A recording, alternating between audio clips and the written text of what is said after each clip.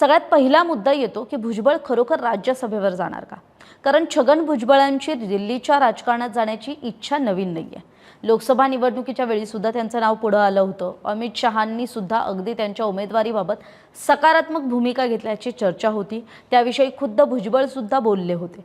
मात्र महायुतीतील जागा वाटपाच्या गुंतागुंतीमुळे तो विषय पुढे सरकला नाही आणि मग सध्या भुजबळ हे राज्य मंत्रिमंडळात अन्न व नागरी पुरवठासारखं महत्त्वाचं खातं सांभाळतायत. त्यामुळे राज्यातलं कॅबिनेट मंत्रिपद सोडून राज्यसभेत जाणं हा त्यांच्यासाठी मोठा निर्णय नक्कीच ठरेल. मग स्वतः भुजबळांनी मी ज्येष्ठ मंत्री आहे म्हणून मला राज्यसभेवरच पाठवा असा आग्रह धरणं योग्य नाही आहे. पक्ष जो निर्णय घेईल तो आपल्याला मान्य असेल अशी भूमिका भुजबळांची आहे. त्यामुळे अंतिम निर्णय आता पक्ष नेतृत्वाच्या हातात असल्याचं सुद्धा स्पष्ट केलं जात आहे. दुसरा मुद्दा येतो तो की राज्यसभेवर गेले तर स्थानिक राजकारणातून त्यांची एक्झिट होईल का? तर भुजबळ राज्यसभेत गेले तर त्यांचं सक्रिय राज्यस्तरावरचं आणि स्थानिक पातळीवरचं जे राजकारण आहे तिथलं जे अस्तित्व आहे ते काही प्रमाणात कमी होऊ शकतं. त्यांचं वय पाहता, त्यांचं आरोग्य पाहता आणि दीर्घ राजकीय कारकीर्द लक्षात घेतली तर हा निर्णय त्यांच्या राजकीय प्रवासातला पुढचा टप्पा मानला जाऊ शकतो.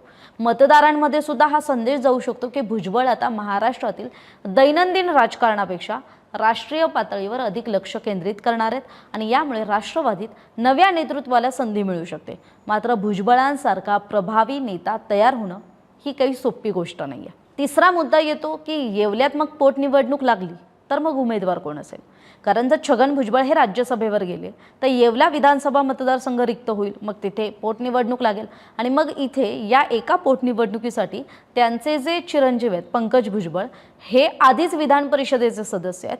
त्यामुळे ते मैदानात उतरण्याची शक्यता तशी कमी आहे आणि अशा परिस्थितीत त्यांचे पुतणे जे समीर भुजबळ आहेत हे सर्वात मजबूत दावेदार ठरू शकतात.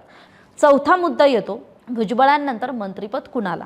म्हणजे भुजबळ राज्यसभेवर गेले तर त्यांचं मंत्रिपद सुद्धा रिक्त होईल आणि मग यावर अनेक नेत्यांची नजर असेल.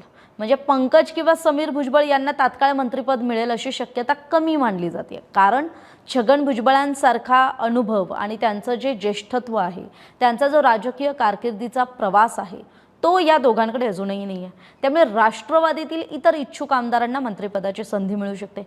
यामुळे पक्षातील अंतर्गत समीकरणं सुद्धा बदलू शकतात. पाचवा मुद्दा येतो तो म्हणजे दिल्लीत ओबीसी नेतृत्वाला नवा आवाज मिळेल का?